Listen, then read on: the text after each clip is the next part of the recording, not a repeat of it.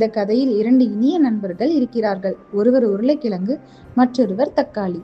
ஒரு பசுமையான தோட்டத்தில் காய்கறிகள் எல்லாம் மகிழ்ச்சியாக வளர்ந்து கொண்டிருந்தன. அங்கே ஒரு குண்டான உருளைக்கிழங்கும் சிவப்பாக ஜொலிக்கும் ஒரு குட்டி தக்காளியும் இருந்தன.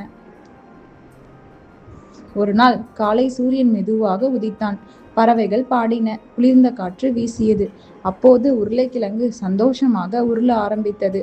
உருளைக்கிழங்கு உருளுது, உருளைக்கிழங்கு உருளுது. அது புல்வெளியில் மெதுவாக உருண்டு சென்றது. அருகில் இருந்த தக்காளியும் மகிழ்ச்சியாக மேலே கீழே துள்ளியது.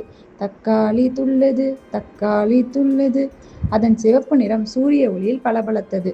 சிறிது நேரத்தில் 2 நண்பர்களும் ஒன்றாக சேர்ந்தன. இரண்டும் சேர்ந்து வந்தாலே, இரண்டும் சேர்ந்து வந்தாலே. அவை தோட்டம் முழுவதும் சுற்றி விளையாடின.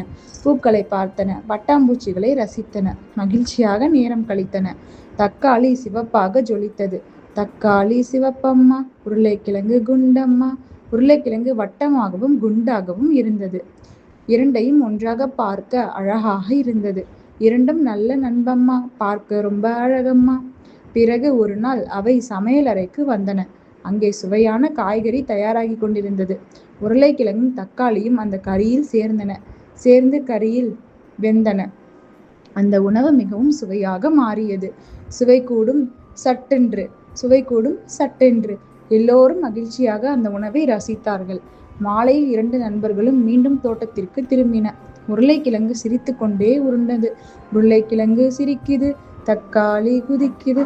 உருளைக்கிழங்கு சிரிக்குது, தக்காளி குதிக்குது. 2 நண்பர்களும் விளையாடி கொண்டே தங்களின் நட்பை கொண்டாடின.